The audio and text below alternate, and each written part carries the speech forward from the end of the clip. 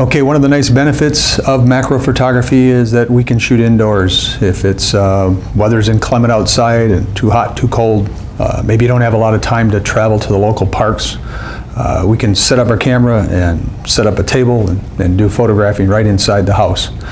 Now, I've spent a lot of time collecting all these different subjects, and I'm going to kind of walk you through and show you some of these different things and give you ideas and tell you basically where I purchase these so that you can go and purchase your own. And you will have a lot of fun playing with this stuff. So let's go through and check it out. Okay, so you see here on the table I've got all kinds of cool shells, and I've got some slab agates, and you see all kinds of interesting little different designs and shells. I've got a sea biscuit here that has a really neat pattern on it that's interesting. These abalone shells, amazing colors in these abalone shells, inside, outside, some of them. And one of my favorites is the nautilus shell. All kinds of very interesting little designs and patterns in there you can shoot very tight in. Some of these nautilus shells, you can buy them as little slices that they've sliced outside through the middle of these nautilus shells. These slab agates are fun too. There's interesting patterns, abstract patterns within these slab agates. Got a lot of different styles that I've purchased over the years. A lot of different sliced shells that you can pick up, and seashells, starfish, all kinds of cool stuff. Now, a lot of the shells that I buy are down in Florida. There's seashell shops along the coast that I stop in, and I pick up a lot of these. But if you are not in that area to purchase any, then you can go online, just type in seashells and Google search, and you'll find all kinds of companies that'll advertise their products. Also, the slab agates that you see here, those can be just purchased online. Just type in slab agates in a Google search, and you will find companies that sell those slab agates. Now, over in the corner down here, you see I've got buttons. Buttons, obviously easy to find. You can find them at your, in a little bag at some of the local stores that have fabrics, that sell fabrics for making clothes, and you can buy bags of button with all different colors. You'll see some paper money here. This is just foreign paper money that was purchased on eBay. I just went in there and typed in foreign paper money, and there's people that actually sell bags of this money, and it's not expensive. You'll see here I've got lots of feathers. Peacock feathers are great feathers. You can make arrangements and get all kinds of interesting artistic design. These little hat bands for women's hats that can be purchased at Hobby Lobby, Michael's Crafts.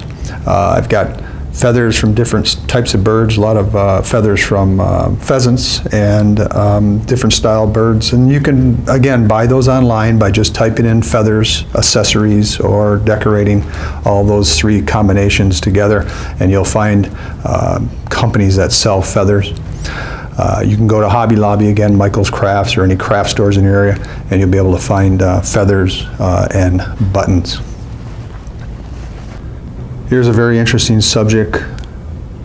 It's leaves that have been skeletonized, and some process they use to turn them into these little skeletons.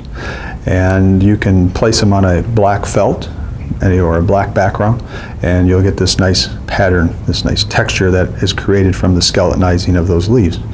At the end of the video, I will put a link to the site where you can purchase these. Up in the corner here, you see pine cones, another nice subject, and they're easily found if you live in an area where you've got pine trees and spruce trees. Some more feathers up top here. Okay, down in the corner, I've got jewelry box tops. I bought these little jewelry boxes. You see one right here, and they're very interesting the way they've designed the shells and glued them all together.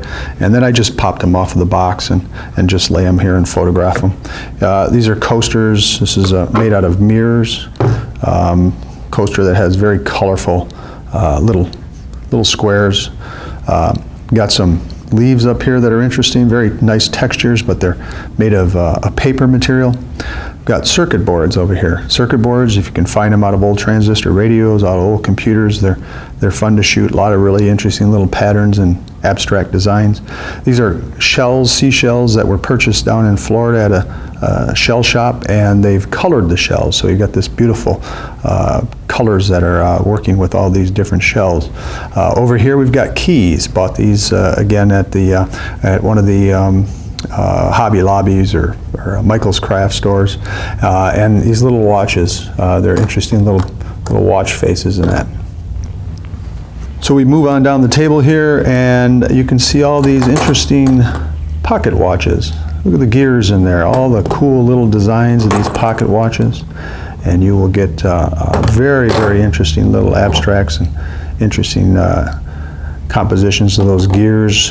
These are just old internal watch parts from pocket watches, and again, these are all purchased on eBay.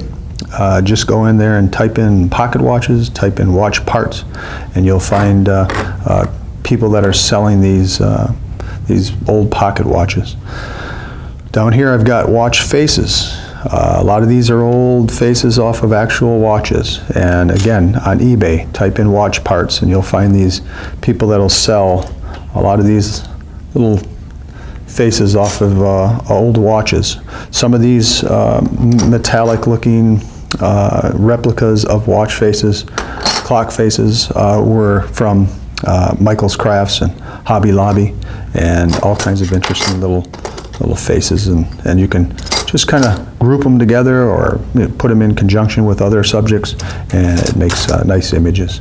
Over here we have some foreign coins. Again, just went on to eBay and typed in foreign coins, and there's lots of people out there selling bags of foreign coins, and I've made nice little compositions with the coins. Down here we've got all these interesting little gears, springs, all kinds of neat stuff. Again, at the craft stores in the area where they sell for scrapbooking. Most all these things are from the areas in those Hobby Lobbies and Michael's Crafts where they do scrapbooking. You'll find all of these little interesting parts. Okay, over here I've got, they're like little compasses, just flat replicas of compass faces, and again purchased at Archiver's scrapbook store near my home. Metal buttons, you can find buttons online. You can find them at the fabric stores where they make clothes, Hobby Lobby. Bottle caps, another one that I found at a scrapbook store, all kinds of interesting little colors and designs and names. Over here I found a lot of little jewelry type. I don't know what they use them for. I guess, I don't know if they put them on clothes or what they put them on, but a lot of interesting little patterns that you see. So those again, hobby stores, these are like little metal flowers, interesting little metal flowers, and so those are pretty neat too. Over here I have beads. So any type of beading that they string together, you'll find all different types of colors and metal and plastic, and those create nice images. And then here's some, looks like little jewels almost, okay? They're very colorful, and every angle you look at them, they light reflects refracts off it a little bit different, and it makes it very interesting.